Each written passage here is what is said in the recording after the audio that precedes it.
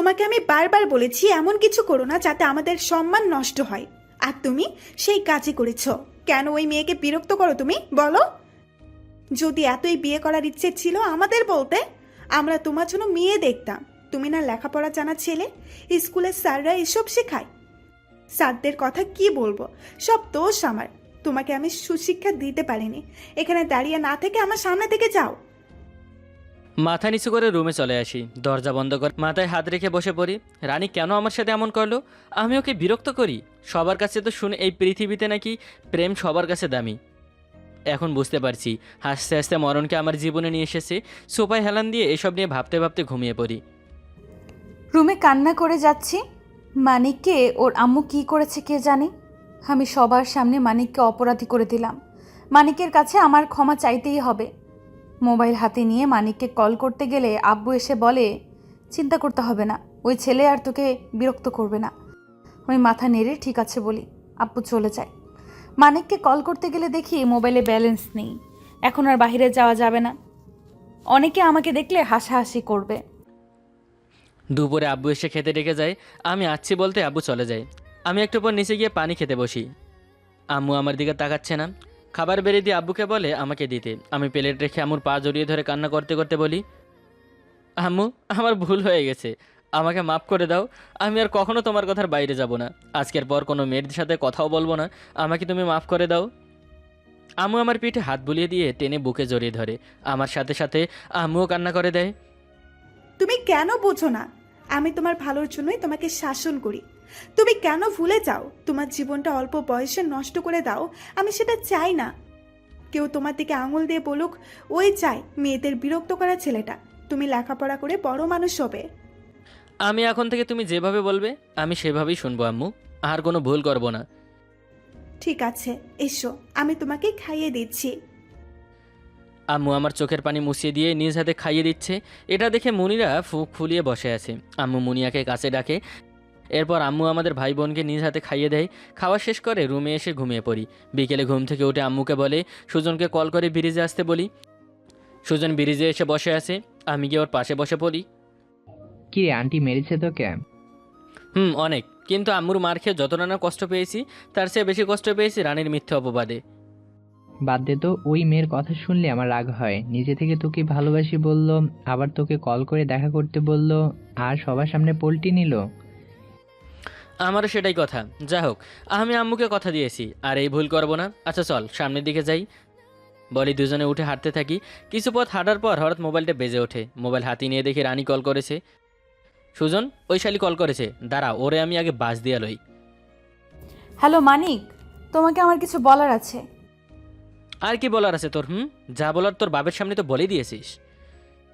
মানিক, আমি তখন এত মানুষ দেখে ভয় পেয়ে গিয়েছিলাম, আর তার উপর আপু ধমকাচ্ছিল। আচ্ছা, ভয় পেয়ে সবার সামনে আমাকে অপরাধী করে দিলি। আমি নাকি তোকে বিরক্ত করি? তোমার জন্য আজ আমার আব্বু আম্মু সবার সামনে অপমানিত হয়েছে।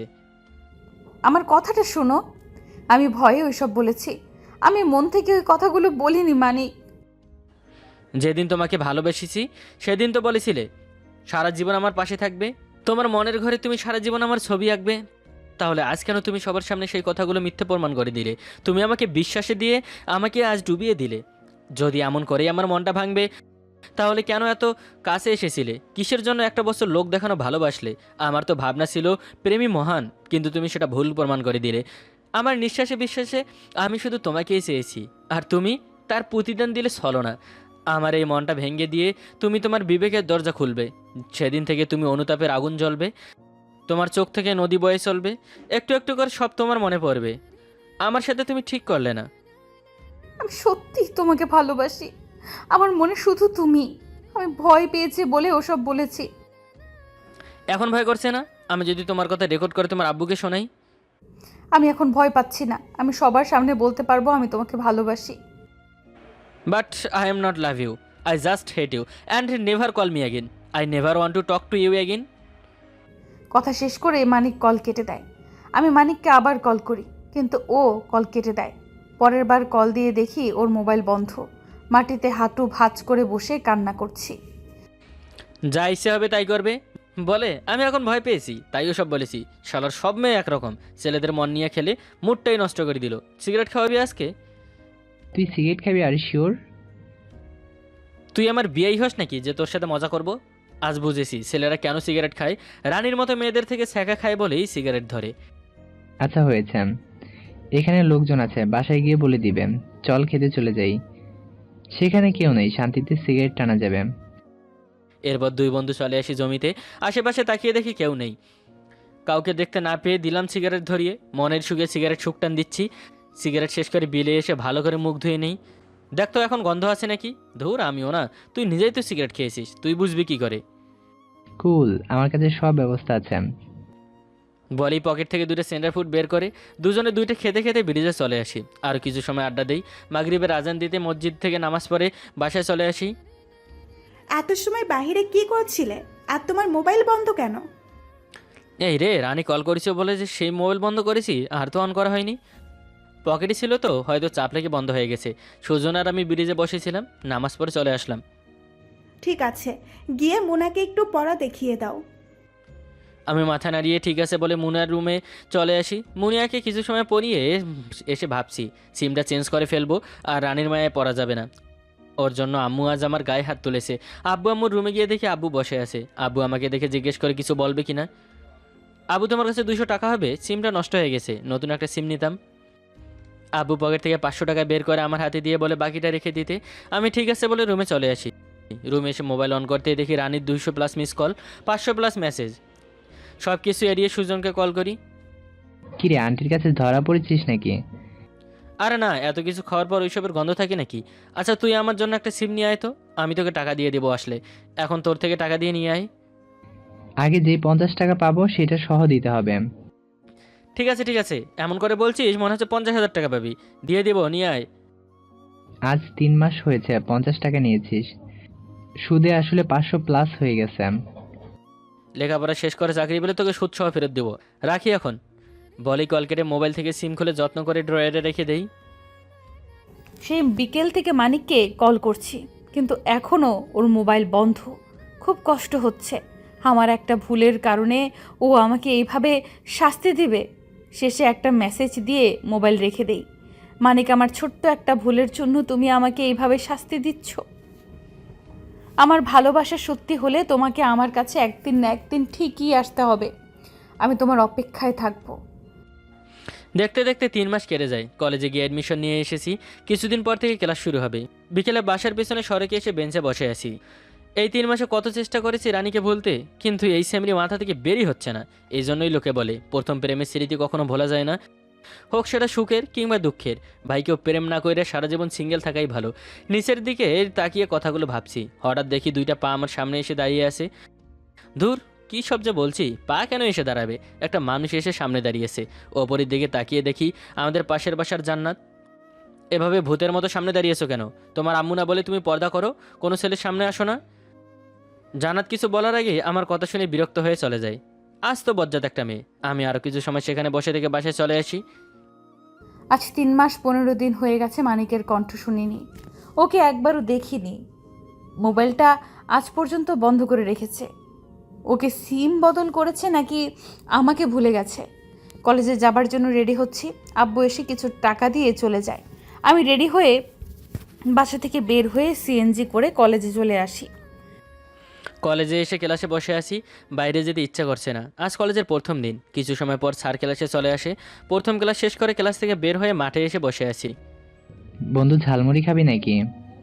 তুই খাওয়ালে আমি না করবো কেন, নিয়ে আয়। কখনো নিজের টাকায় কিছু খাওয়াইলি না, তোর মতন হার গিফটে আমি আমার জীবনও দেখি নাই। কিছু না বলে মুচকি হাসি। সুজন চলে যায় ঝালমুড়ি আনতে। হঠাৎ কেউ দৌড়ে এসে আমার বুকে ঝাঁপিয়ে পড়ে, বাচ্চাদের মতো কান্না করছে। আরে কে আপনি? এভাবে আমাকে কেন জড়িয়ে ধরছেন? দেখেন আমাকে ছাড়েন, এখানে অনেক মানুষ। কি ভাবছে সবাই?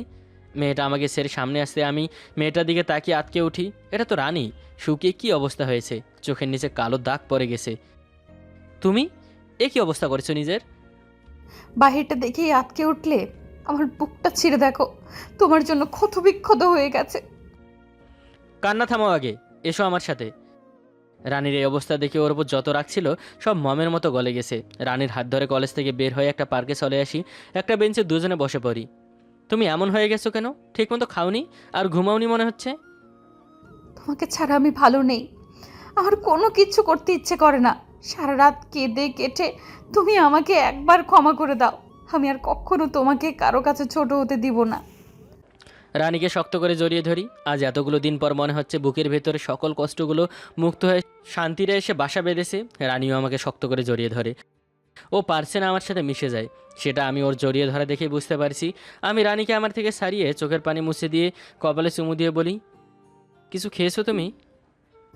না, বাসায় গিয়ে খাবো। রানীর হাত ধরে একটা রেস্টুরেন্টে এসে একটা টেবিলে বসে পড়ি। ওয়েটার এসে জিজ্ঞেস করে কি খাবো। আমি 2 প্লেট বিরিয়ানি দিতে বলি।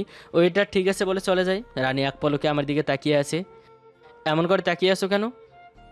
এই চোখ দুটো কতগুলো দিন পরে তোমাকে দেখছে, তাই তোমার দিক থেকে সরতেই চাইছে না। এখন থেকে রোজ দেখতে পারবে। বিরিয়ানি এসে গেছে, শুরু করো। তুমিও খাও। এরপর দুজনে একসাথে খেতে শুরু করি। আমি হাফ খেয়ে রানীর দিকে তাকিয়ে দেখি ওর প্লেট খালি। পাগলিটা না খেয়ে বাসা থেকে এসেছে, এতটা সময় হয়ে গেছে কিছুই খায়নি। ওয়েটারকে ডেকে আরও 1 প্লেট নিয়ে আসতে বলি। ওয়েটার আরও 1 প্লেট নিয়ে যায়।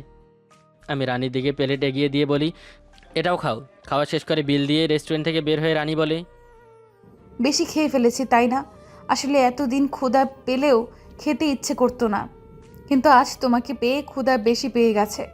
আজ মনে শান্তি ফিরে এসেছে তাই। ঠিক আছে, বাসায় চলে যাবে এখন। না, আজকে আরও কিছু সময় তোমার সাথে থাকবো। এতগুলো দিন পর পেয়েছি, এখন ছাড়বো না। বলে আমার হাত জড়িয়ে ধরে। খুব বুঝতে পারছি রানী আমার মতো এতদিন কতটা কষ্টে ছিল। হঠাৎ কোথা থেকে সুজন এসে বলে, আরে বাহ, লাইলিকে পেয়ে আমাকে রেখে চলে আসলি? আরে আমি তো ভুলে গিয়েছিলাম তুই যে আমার সাথে এসেছিস। এত সময় কোথায় ছিলি তুই? কলেজ মাঠেই। কিন্তু রানীর কি অবস্থা হয়েছে, এমন শুকিয়ে গেছে কেন? আবার ঠিক হয়ে যাবে। আচ্ছা তুই তোর গার্লফ্রেন্ডকে নিয়ে ঘুরে আয়, আমি রানীকে নিয়ে ঘুরে আসি, একসাথে বাসায় যাব। সুজন ঠিক আছে বলে চলে যায়। আমি রানীকে নিয়ে রিক্সা করে ঘুরছি। রানী আমার হাত ধরে কাঁধে মাথা রেখে বসে আছে। আমি রানীর মাথার সাথে আমার মাথা ঠেকিয়ে আছি। মানিক, তোমার আব্বু আম্মু আমাকে মানবে তো? আমার জন্য তারা অপমান হয়েছে সবার কাছে। জানি না, চেষ্টা করে তো সমস্যা নেই। ভালোবাসা সত্যি হলে সবাই মেনে নেবে। হ্যাঁ, একটু সমস্যা তো হবেই, আমি সামলে নিব। এবার তোমাকে হারালে আমি হয়তো আর বাঁচবো না। এসব কথা বলে হবে না, আমি আছি তো। রানী আরও শক্ত করে জড়িয়ে হাত ধরে বসে থাকে। অনেক সময় ঘুরিয়ে রানীকে সিএনজিতে তুলে দিয়ে আমি আর সুজন অন্য সিএনজি নিয়ে বাসায় চলে আসি। বাসায় আসতে আম্মু বলে, কলেজের প্রথম দিন কেমন কাটলো? খুব ভালো আম্মু। মুনিয়া আসেনি এখনো? মুনিয়া এই সময় বাসায় আসে নাকি? 4টায় আসবে। যাও, রুমে গিয়ে ফ্রেশ হয়ে নাও। আমি আর কিছু না বলে রুমে চলে আসি। ফ্রেশ হয়ে শুয়ে থাকি। আম্মু খেতে ডাকলে বলি খেয়ে এসেছি। আম্মু ঠিক আছে বলে চলে যায়। মোবাইল হাতে নিয়ে রানীকে কল করি। একটু আগে বাসায় এসে চেঞ্জ করে বাইরে হাঁটতে এসেছি। আজ অনেক দিন পর বাসা থেকে বের হয়েছি। আজকে আমার মনটা খুব ফুরফুরে। আমার ভালোবাসা আমার কাছে ফিরে এসেছে। হাতে মোবাইলটা টুং টাং করে করতে থাকে। দেখি আন্নোন নাম্বার। কল রিসিভ করতেই ও পাশের ব্যক্তির কণ্ঠ শুনে চিনতে একটু অসুবিধা হলো না। কি করছো তুমি? বাইরে হাঁটছি। এটা কার নাম্বার? এটাই আমার নতুন নাম্বার, আগেরটা আর চালাবো না। তুমি বাইরে কি করছো? রুমে গিয়ে ঘুমাবে এখন, বাসায় যাও। আচ্ছা যাচ্ছি। তুমি কি করছো? শুয়ে আছি। আচ্ছা এখন রাখি, তুমি রুমে গিয়ে ঘুমাবে। আমাদের এখন কেউ কথা বললে দেখলে আবার সমস্যা হবে। লুকিয়ে লুকিয়ে এখন কথা বলতে হবে। ঠিক আছে। আচ্ছা আমি তাহলে বাসায় যাচ্ছি, বিকেলে কল করব। মানিক ঠিক আছে বলে কল কেটে দেয়। আমি বাসায় এসে আম্মুর সাথে কথা বলে রুমে এসে ঘুমিয়ে পড়ি। বিকেলে ঘুম থেকে উঠে ফ্রেশ হয়ে বাসা থেকে বের হয়ে চলে আসি আমাদের আড্ডার জায়গায়। সুজনের সাথে বসে আড্ডা দিচ্ছি। মোবাইল বেজে ওঠে। পকেট থেকে বের করে দেখি রানী কল করেছে। কল কেটে আমি ব্যাক করি। আমি কল করলাম, ধরলে না কেন? আমি কল করবো বলে? ঘুম থেকে কখন উঠেছো? এখনো শুয়ে আছি। তুমি কি করছো? আর এত লাউডে গান শুনছো কেন? সড়কে এসে বসেছি, দোকানে গান বাজছে। আজ কতদিন পর দুপুরে ঘুমালে? তোমার সাথে কথা বন্ধ হবার পর আজই প্রথম ঘুমালাম। ঠিক মতো খাবার খাবে, সময় মতো ঘুমাবে, তাহলে শরীর ঠিক হয়ে যাবে। এই আম্মু এদিকে আসছে, একটু পর কল করি। রানীকে কিছু বলার সুযোগ না দিয়ে কল কেটে দিই। আম্মু এসে বলে, মুনিয়ার স্কুলে কি সমস্যা হয়েছে? ওকে নিয়ে আসো। আমি ঠিক আছে বলে সুজনকে নিয়ে মুনিয়ার স্কুলে যেতে থাকি। পিছনে তাকিয়ে দেখি আম্মু বাসার দিকে চলে যাচ্ছে। আমি রানীকে কল করি, সাথে সাথে কল রিসিভ করে। আন্টি কি বললো? মুনিয়ার স্কুলে কি যেন সমস্যা হয়েছে, ওকে গিয়ে আনতে বললো। আচ্ছা তুমি তাহলে যাও, আমি ফ্রেশ হয়ে নিই, রাতে কল করব। আমি ঠিক আছে বলে কল কেটে দেই। কিছু সময়ের মধ্যে চলে আসি মুনিয়ার স্কুলে। অনেক লোকজনের ভিড়। আমি গিয়ে মুনিয়াকে নিয়ে স্কুলে চলে আসি। মুনিয়া ওর রুমে চলে যায়। আমি নিচে এসে আম্মুর পাশে বসে পড়ি। কি নিয়ে ঝামেলা হয়েছে জানো? না আম্মু, গিয়ে দেখলাম অনেক মানুষ জমে আছে। আমি মুনিয়াকে নিয়ে চলে এসেছি। এই রোজ রোজ এত সমস্যা যে এরা কেন করে বুঝি না। আচ্ছা রুমে যাও। আমি চুপচাপ রুমে চলে আসি। কি করব বুঝতে পারছি না। আম্মুকে নিয়ে খুব ভয় হয়। যদি রানীর কথা শুনে ফেলে তাহলে কি বলবে? আবার রানীকেও আমি হারাতে পারবো না। মেয়েটা আমাকে এতটা ভালোবাসে, কি করে আমি সেই মেয়েটাকে ঠকাবো? আম্মুকেও রানীর কথা বলতে পারবো না। শুয়ে শুয়ে এসব ভাবছি। রাতে খাবার খেয়ে রুমে এসে মানিককে কল করি। রানী বলো, কি করছো? শুয়ে আছি, তুমি কি করছো? আমিও শুয়ে আছি। আচ্ছা তোমার এখন ঘুমের প্রয়োজন, ঘুমিয়ে পড়ো। কাল কলেজে দেখা হচ্ছে। রানী ঠিক আছে বলে কল কেটে দেয়। আমিও মোবাইল রেখে ঘুমিয়ে পড়ি। এভাবেই কলেজ আর বাসা করে কেটে যায় 2 বছর। ইন্টার খুব ভালোভাবেই শেষ করেছি। কিছুদিন পর অনার্সে অ্যাডমিট হতে যাব। হঠাৎ মোবাইলটা বেজে ওঠে। আমি বাসা থেকে বের হয়ে কল রিসিভ করি। রানী বলো। মানিক, আব্বু আমার বিয়ে ঠিক করেছে, তুমি কিছু করো। সকালেও তো কথা বললাম, কই তুমি তো কিছু বললে না। আমিও জানি না। এখন আব্বু বলল ছেলে নাকি আমাদের এদিকে ঘুরতে এসে আমাকে দেখেছে আর আব্বুর সাথে বিয়ের কথা বলেছে। আমি তোমাকে ছাড়া বাঁচবো না, তুমি কিছু করো। আচ্ছা তুমি চিন্তা করো না, আমি দেখছি কি করা যায়। বিয়ের মাত্র 3 দিন বাকি, যা করবে তাড়াতাড়ি করো। আমি ঠিক আছে বলে কল কেটে সুজনকে কল করে সব জানাই। সুজন আমাকে দেখা করতে বলে। ব্রিজে বসে আছি দুজন। কি করব বুঝতে পারছি না। আম্মু রানীর কথা বলতে পারবো না, আর রানীকেও হারাতে পারবো না। তাহলে রানীকে নিয়ে পালিয়ে যা। পালিয়ে যাব কোথায়? আমি তো কাউকেই চিনি না। তুই সেটা নিয়ে চিন্তা করিস না, আমি তোকে আমার মামার বাসার ব্যবস্থা করছি। তুই রানীকে জিজ্ঞেস কর ও যাবে কিনা। আমি তখন মোবাইল বের করে রানীকে কল করি। সাথে সাথে কল রিসিভ হয়। বলো, কিছু করতে পারলে? আমার হাত ধরে পালাবে? পারবো। কখন আসতে হবে বলো? একটা কাজ করো, কাউকে কিছু না বলে বাসা থেকে বের হয়ে বাজারে চলে আসো। কিছুই আনতে হবে না বাসা থেকে, আমিও আসছি। রানী ঠিক আছে বলে কল কেটে দেয়। আমি সুজনকে নিয়ে বাসায় চলে আসি। কিছু জমানো টাকা ছিল, সেইগুলো নিয়ে নেই। আম্মু সুজনের সাথে কথা বলছে। আমি সুজনকে নিয়ে বাসা থেকে বের হয়ে যাই। সুজন আমাকে একটু অপেক্ষা করতে বলে চলে যায়। কিছু সময় পরে সে আমার হাতে কিছু টাকা দিয়ে দেয়। এই টাকাগুলা রাখ, আমি মামাকে কল করে সব বলছি। তুই রানীকে কখন কষ্ট দিস না। সুজনকে জড়িয়ে ধরি। এরপর গাড়িতে উঠে বাজারে চলে আসি। রানীকে কল করি। রানী একপাশে দাঁড়িয়ে আছে। আমি রানীকে নিয়ে বাসে উঠে পড়ি। কী হবে আগামী দিনগুলো? আমি কি পারবো রানীকে নিয়ে পালিয়ে যেতে, নাকি আমাদের কেউ দেখে ফেলবে? জানতে হলে চোখ রাখুন ধুলাবালি অফিসিয়াল চ্যানেলে। আর যারা এখনও সাবস্ক্রাইব করেননি গল্পটির পরের পর্ব পেতে এখনই চ্যানেলটি সাবস্ক্রাইব করে পাশে থাকা বেল বাটনে ক্লিক করুন। আজকের মতো বিদায় নিচ্ছি। সবাই ভালো থাকবেন, সুস্থ থাকবেন। আল্লাহ দেশবাসীকে সুস্থ রাখুক। আল্লাহ হাফেজ।